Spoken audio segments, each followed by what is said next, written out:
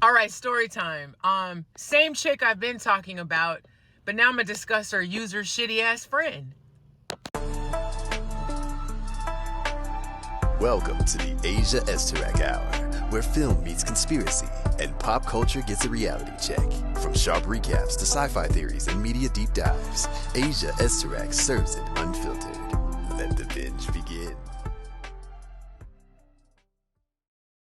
Okay, so another video about setting boundaries. This one's a little different though. So the girl that I've talked about in the last two boundary videos, I want to talk about a homegirl, a friend of hers who I ended up being cool with, and she was just like her friend. But me, because just dumb back in the day. So here's what's crazy. So the girl that I was talking about who used to use this shit out of me, she used other people too. Her and her friend dated the same guy, and the three of them all lived together at one point. And her friend had a kid, and so it was her friend, the kid, and the guy who she had previously banged multiple times, and then he ends up getting with your friend who lives with you and then moves in with y'all. Okay. Again. So that friend I became cool with. We all traveled in the same like entertainment group circle. I don't know where she's at now. Hopefully she's well. I still don't like her. Fuck her. Part of me wants to punch that bitch in the face if I ever see her again. But anyway. So I thought she was cool. The first time I'd ever met her, ironically, my roommate and I, we were broke as fuck. We were doing like a rent yard sale thing, and she came. It ended up being a house party. We were smoking weed and getting drunk and acting a fool and jumping on the trampoline. But that's how I first met that friend, or was introduced to her. And I thought she was cool. So then like a year or so later, she moves back to LA. She has a kid, and she's crashing with the other friend and banging the other girl's former dude. And they all live together. Okay.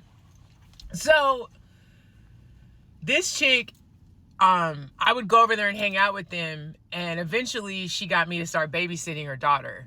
Daughter's cool as fuck. And I'm sure she's a lovely young lady now. She was a cute little kid. I babysat her quite a few times, ironically, like a lot, at their house, at my house. I actually took her to my friend when my friend came back from Afghanistan. He was in the military. His welcome home party. I actually babysat her daughter and took her to work. She used to do catering. And the reason I'm saying all this is this girl the whole time had been talking mad shit about me behind my back. Like all types of shit, which I wouldn't find out for like 2 years from a mutual friend that her and I had together. But what's crazy is my whole point of mentioning this story is I had no boundaries. I didn't know that girl like that. I barely knew the other girl who was shitting all over me. And so I just invited another vampire in to shit on me. That girl had me giving her rides. I remember her cousin came to visit. Ended up getting hit by a car in LA years ago. Yeah, so real quick, LA years ago, got hit while walking in the crosswalk. People ran a red light. They were looking for a restaurant. Broke my fibula. Yeah. So I was out of commission. So this chick offered to clean my apartment. I lived in a studio, and it was hard to move around. That was like at the very beginning of that injury. So this girl who I helped multiple times, never got paid to babysit, by the way, never once, drove her to work, drove her to the doctor at one point. Because what's funny, I was friends with the dude that she was banging and her friend had formerly banged. He ended up fucking me over later on too. I'll save that for another video. This girl, her and her cousin came to town. She offered to clean my apartment. I said I would pay them. Totally taken advantage of, because not only did I pay them to clean my apartment, I bought them lunch and shit and ended up buying weed. Like, just a fucking loser. Just a loser. The more I think about it, I really must have been craving friendship to invite these low-level gutter snipe bitches into my house. The more I think about it, I'm like, these bitches were trash. They used men and anybody around them. So here's what's wild. So years later, I became friends with this other chick who was friends with that girl that I used to babysit for.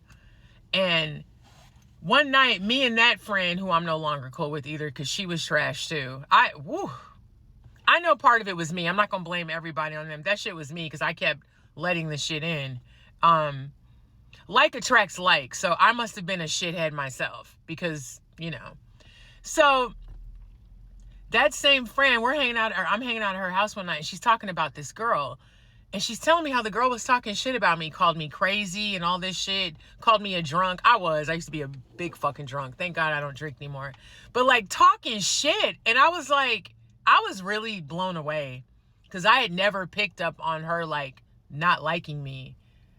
And I remember that moment changed for me a lot because that was when I started to notice user type hater women. I attract a lot of hater females. I've noticed that about myself because I'm not conceited. I'm a humble person. I'm very confident in me, and if that bothers you, then that's your issue. But I'm not gonna shit on you at all. I'm not that type of person. So I was really blown away by what she was saying, called me unstable, and I was thinking, how am I unstable? I've held down a job and a place to live. You over here fucking your friend's former dude and living in her house with your kid. And you ain't got no job. But okay. You do catering gigs every once in a while. That don't count. You couldn't even pay half the fucking bills, but I'm unstable? Okay, bitch. So I said to the friend, I say to her, I said, wow, I think I said something like this. I was like, wow, I didn't know she felt that way about me. I said, that's wild. So if I'm all these things and I'm so terrible and a drunk and unstable and crazy, she called me crazy. Okay. Then why would she let me babysit her kid all those times? Like I've lost count how many times I watched her kid. It never got paid for. Got nothing from it. I'm fucking helping her out.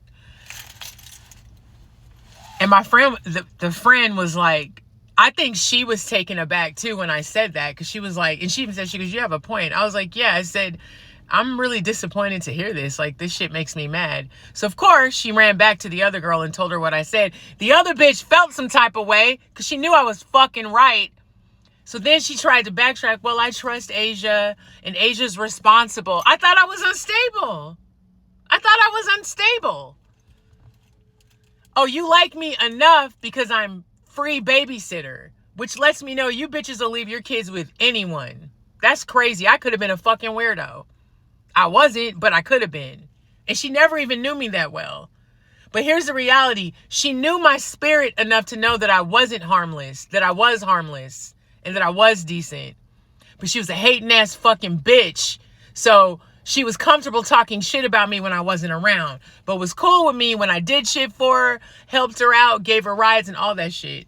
As I say all this out loud, I am blown away.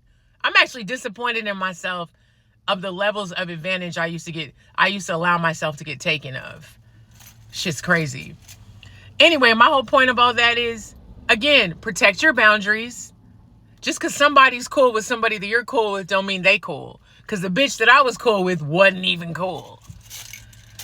Anyway, use me as a cautionary tale. Don't be a fucking chump. Don't be a fucking welcome mat. And shout out to my girl Paula. And I'll say this once again. Thank you, Paula. No is a full sentence. Happy Thursday, everyone.